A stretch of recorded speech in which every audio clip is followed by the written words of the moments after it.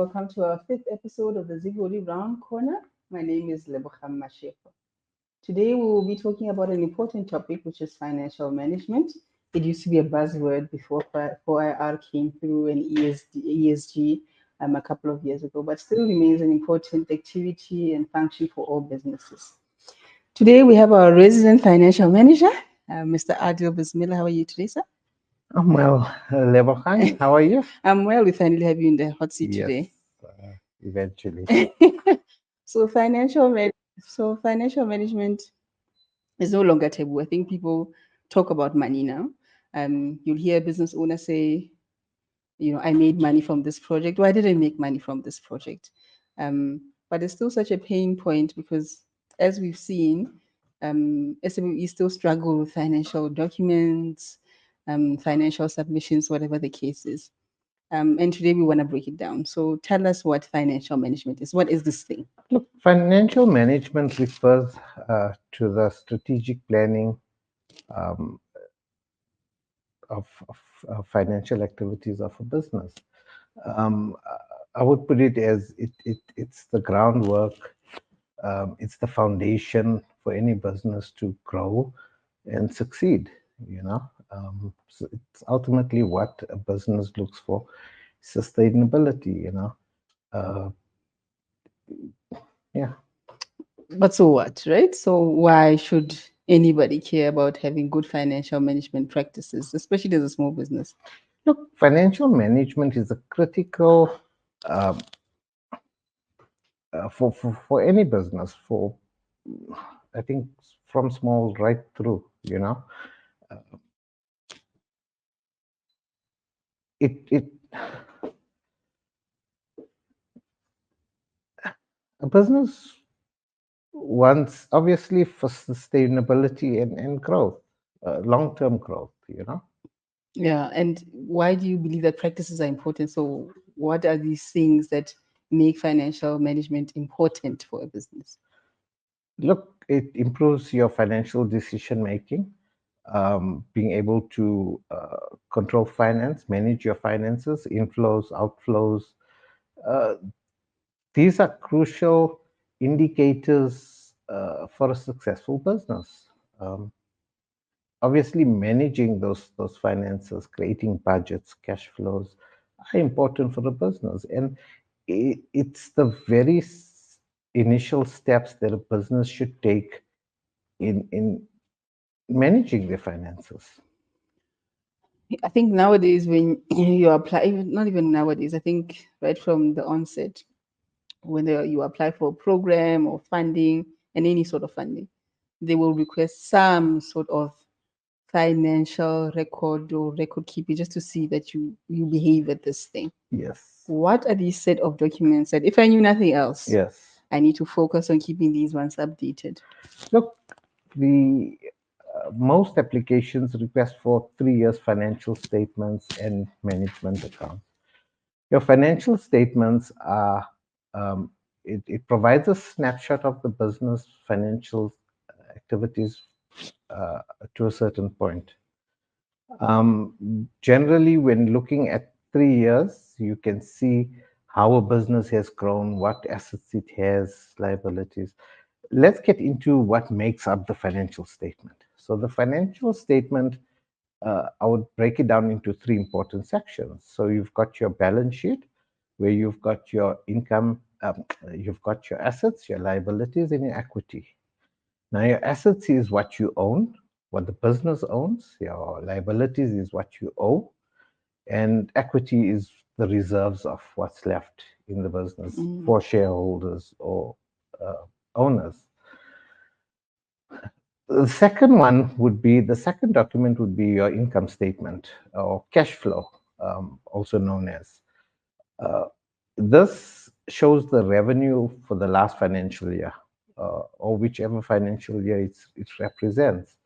It shows the revenue, your cost, your operating expenses, and it gives you your net profit. So whether or not the business made money or ran at a loss.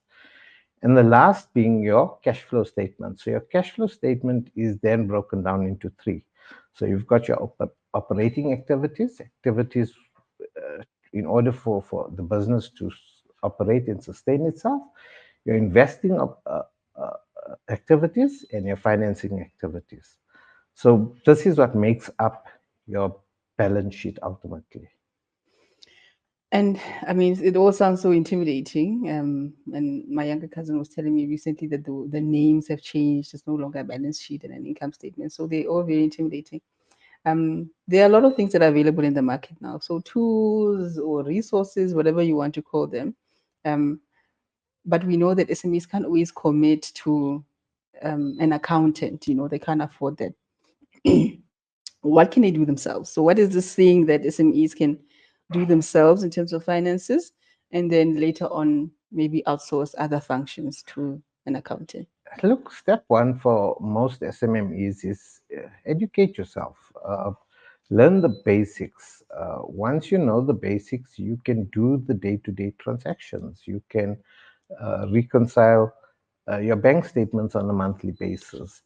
Um, so what happens is the accountant would only then come in at financial year end to prepare the financial statements.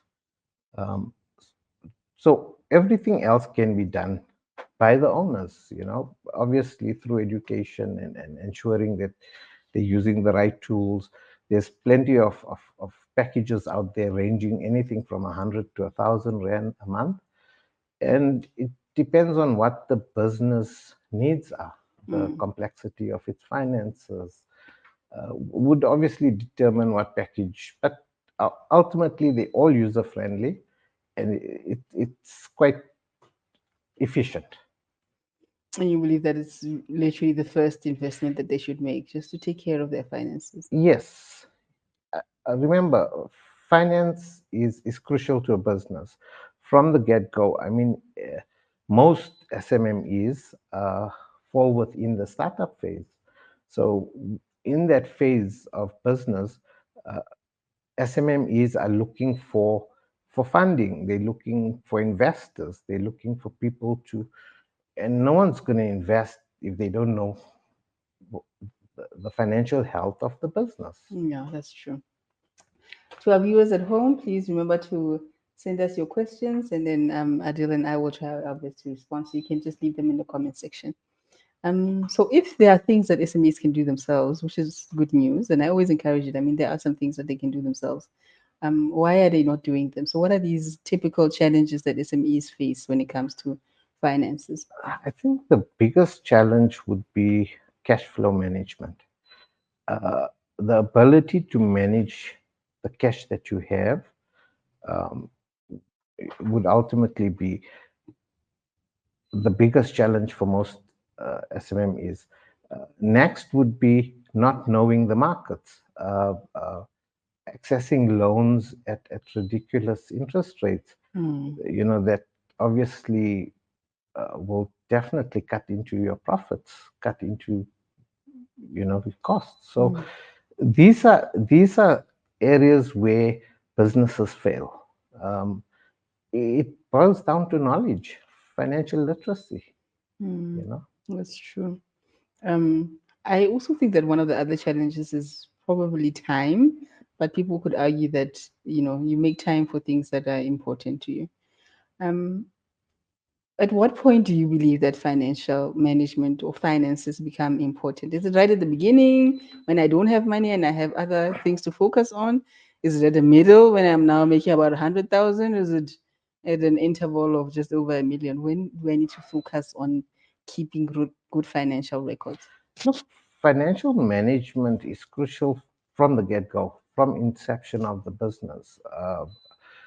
When the business is formed, idea is created, you immediately need to access funds or you have savings that you're investing in. So, in order to look out for your own interest, ultimately it boils down to knowledge. But do you think that finances are continuous learning? They always say that you learn forever, you're a Yes, student yes. forever. Or is there a point where I feel like I know everything that I need to know, whether it's the basics or whether I have a degree? Um, do I continuously learn in terms of finances? The question is twofold. For SMEs, uh, I think having a basic understanding is adequate. Obviously, as the business grows, as it leaves the startup phase and it goes into the growth phase or expansion phase or maturity phase, at that point, you can afford to employ the services of professionals to manage, So understand the basics, know the basics, start off. Uh, SMM is generally a hands-on in the startup phase of their business. Once the business tends to grow, the responsibilities of the owners change in selling whatever product it is that they have, development. Um, so at that point, obviously, they can employ the services of professionals. So I wouldn't say that they need to continuously learn, they need to know everything, they need to go get a degree in accounting, uh, but just having that basic understanding and being hands-on in your business, you know. Oh, no, I agree with you. I agree with you. I myself didn't study finances, but um, I've been in ESD, I mean, for most of my life, and I've learned finances through that process. But I didn't study it, and I know the basics. So I think it's something that anybody can do.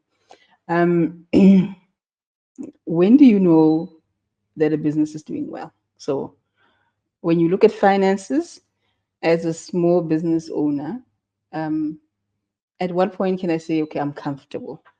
Is it revenue? Is it when I have assets? Is it what is it that says, you know what, your finances look good? I think for every business, it varies depending on the business. But the main, the key components in a successful business is keeping your overheads low, seeing profit, having reserves. Generally, I feel personally a business should have at least 3 months of operating costs put away, Yeah. in the eventuality something happens. Yes, yes. So every business is different, but there are things that can be put in place, procedures, policies, to mitigate risk. Mm, Because ultimately, your aim is to mitigate as much business risk as possible. Risk is there. I mean, every business has its risks, mm, and it's about coming up with strategies to overcome those risks. okay. And then how do you think ESD programs can arm SMMEs to demystify financial management? So how can ESD programs meet them halfway to ensure that they become better at financial management? I think the best way would be through training and development tools, um, resources. Uh, those would be the way ESDs can support SMMEs to better understand, familiarize themselves, know.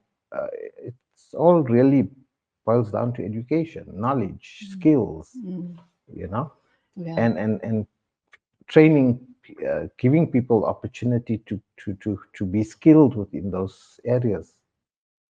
Yeah, I think with us here at Zivul, it is important for us to also request financial documents when we implement our programs, when we recruit for SMMEs.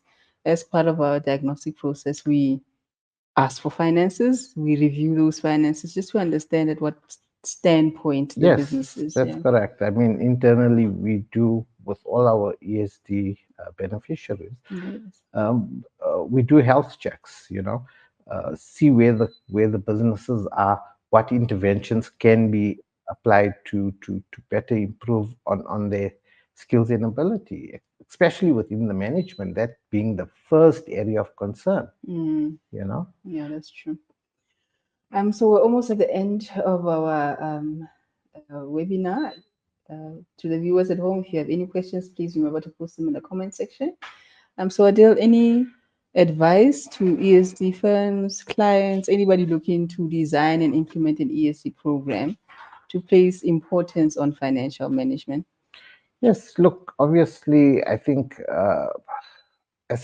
SMEs are crucial for the country. They are the backbone of our economy. They contribute to job creation, um, the GDP as well. Mm, So SMEs are extremely important, and the only way SMEs can succeed is being hands-on, is to know what's happening within their finance, to be a part of it, to have monthly, quarterly reports, to be able to know where they stand, where they're heading. Ultimately, this is what your financial goals and objectives. Clear financial goals and objectives would result. I mean, there's a goal you're heading towards, and yeah. yeah, so I agree with you. I do think, um, yeah, financial management is goal orientated. You need to have targets for yourself and things like that. And as ESD firms, we need to place a high importance on financial management. It Extremely really high. needs to be one of the interventions that are provided for within an ESD Yes, it program. should be the very first interventions that are actually addressed. Mm. And then, any advice to our small businesses at home to make this financial management hill seem like a molehill? Yes, unfortunately, it it can be a burden. I mean, owners are generally have many responsibilities. They wear many hats. They're the salesman. Now you expect them to be the accountant as well.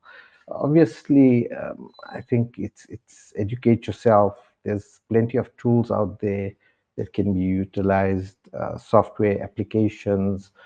Um, Use technology for your advantage, Mm, yes. where possible. So I think those would really be the crux of it. Yes, no, I do think that, yeah, there are a lot of things that are available now in the market that SMEs can use to just become better at financial management. Yes, And it's not always about having an accountant. It's just about being responsible and committing to yes, that's keeping good correct. financial records. When keeping good financial records really does help you access certain opportunities. Um, with some opportunities, it's about how much you make, but with some opportunities, it's about the behavior. So we want to see if you have the behavior of keeping records in place. It's really nothing else. Yeah. Right. And then any questions at home? Right. Any last words you'd like to say to all the viewers at home about financial management? Look, obviously, I think we've gone through the importance of the financial management. I mean, from the inception of your business right through to maturity phase, it never dies off. Mm, There's always new aspects of it. But I mean, for our SMMEs out there, take initiative. There's plenty of tools and resources mm, online available. Uh, get familiar with the basics of accounting, understand the basics, mm, take charge of your finances. mm. Right. Thank you, Adele. Right, thank you to everybody for watching us at home. Please join us again in our next episode of the Zivoli Round Corner. And remember, what keeps Zivoli up at night is bridging the gap between SMEs and corporates to ensure that supplier diversity is business as usual. We'll see you next time and have yourself a good day. Thank you so much.